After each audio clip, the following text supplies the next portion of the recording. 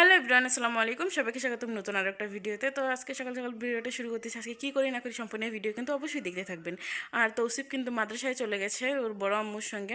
তো কয়দিন থেকে ওর বড় আম্মুর সঙ্গে যাইতেছে, আমার কিন্তু যাওয়া লাগে না একদমই। আর তাসিফ যেহেতু ছোটো, মাটিতে খেলে, ওর ঠান্ডা, প্রচণ্ড পরিমাণ ঠান্ডা লেগে গেছিলো। মাশাআল্লাহ এখন ঠান্ডাটা ভালো হয়েছে, আলহামদুলিল্লাহ। সবাই দোয়া করবেন আমার ছেলেদের জন্য, যেন আমার ছেলেরা ভালো থাকে, সুস্থ থাকে। আর তৌসিফের জন্য অবশ্যই দোয়া করবেন যেন ভালোভাবে পড়তে পারে। ওর খুব ইচ্ছা যে ও হুজুর হবে, আমাদেরও খুব ইচ্ছা ওকে হুজুর বানাবো। তো আমি ঘর টর কিন্তু সকালবেলা উঠে সকাল সকাল সব কিছু পরিষ্কার করে নিয়েছি এখানে, যেহেতু তৌসিফ মাদ্রাসায় গেছে। তাশরিফ কিন্তু ওর নানির দাদির কাছে আছে। তো এই যে এই হুন্ডাটা কিন্তু আমি রুমের ভিতরেই রাখি, কারণ আমার ছেলে খেলে একটু দুষ্টামি কম করে। আর এই যে আপনাদের ভাই কিন্তু এই রেক্সিন নিয়ে আসে, 2টা রেক্সিন নিয়ে আসছে কালকে। তো আমি সবগুলো এগুলো বিছাই দিয়েছি সুন্দর করে। তো কেউ বুঝবেই না যে এটা রেক্সিন, মনে করবে যে এটা বিছানার চাদর। বিছানার চাদরের মতনই কিন্তু লাগতেছে, আর খুবই সুন্দর হয়েছে, সবাই পছন্দ করছে। যাই হোক, ওই রুমেও কিন্তু আমাদের আছে। তো এই রুমের লুকটা দেখাই দিই। তো আমি সবগুলো সকাল সকাল গুছাই নিচ্ছি। এই যে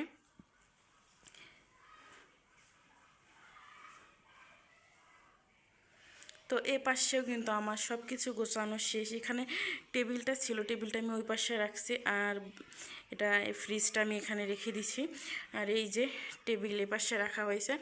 তো সব কিছু আমি এ পাশেও গুছিয়ে নিছি সুন্দরভাবে। আর এই রুমটা আপনাদেরকে দেখাই। এই রুমের রেক্সিনটা হলো এটা, মানে এটা লালও না, মানে গোলাপি কালারের মতো একটা, যাই হোক। তো এই রুমের রেক্সিনটাও কিন্তু অনেক সুন্দর। তো আপনাদের ভাইয়া অনেক চয়েস করে নিয়ে আসছে, অনেক ভালো হয়েছে, সুন্দর হয়েছে। তো যখন গেছে কেনার সময় মনে হয়তো আমাকে ফোন দিছিল, কিন্তু আমি ফোনটা রিসিভ করিনি, আমি আমার শাশুড়ির বাসায় ছিলাম। তো এই যে বাহিরে কিন্তু অনেক রোদ, আজকে খুবই রোদ হচ্ছে। কয়েকদিন থেকে অলরেডি রোদ, চার কিন্তু অনেক গরম পড়ে গেছে, হালকা পাতলা বেশি গরমই পড়ে গেছে। এই পাশে এই যে আমাদের মিনোর। তো যাই হোক, সব কিছু আমার গোছানো শেষ। আর চেয়ারটা আমি ওখানে ডাইনিং টেবিলের এখানে না রেখে এই রুমে নিয়ে আসি। এই রুমটা বন্ধ করে রাখি, না হয় আমার ছেলে এই চেয়ারের উপরে উঠে, টেবিলের উপরে উঠে যায়, এগুলো সবগুলো এলোমেলো করে দেয়। তো এর জন্য আমি এখানে রাখি না, এখানে টেবিলের উপরে উঠে এগুলো সবগুলো এলোমেলো করে রেখে দেয়, মানে আমার গোছানো লাগে বারে বারে।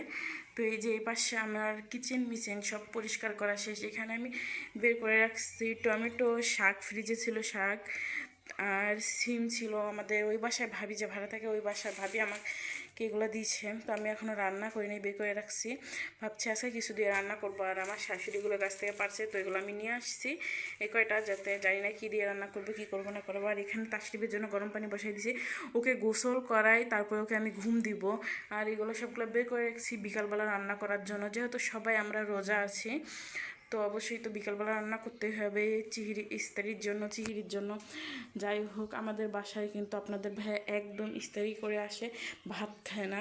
তো ও তো সব সময় 3টা রোজা জেগেছে, 3টা রোজায় কিন্তু ও মসজিদে ইস্তার নিচ্ছে ওখানে। তো এগুলো সব কিছু আমার গোছানো শেষ। এখন কিন্তু আমি এগুলো সব কিছু এভাবেই রেখে দেবো, কাল বিকালবেলা রান্না করব। আর তাশরিফকে এখন নিয়ে আসবে, নিয়ে এসে গোসল করাই ঘুম দিব।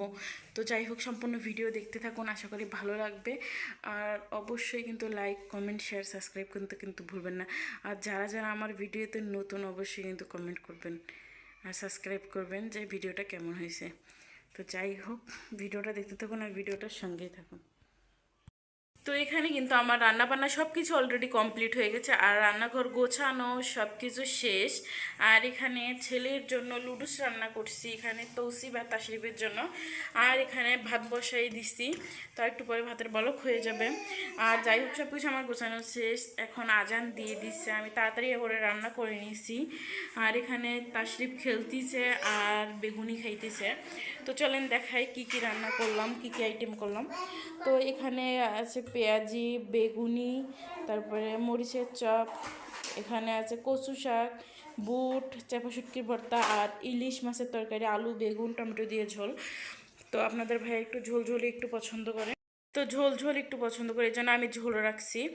আর আমাদের কিন্তু ফ্রিজে কিন্তু মাংসের তরকারিও আছে, তারপরে আবার দুধ জাল দিব চিংড়ির জন্য।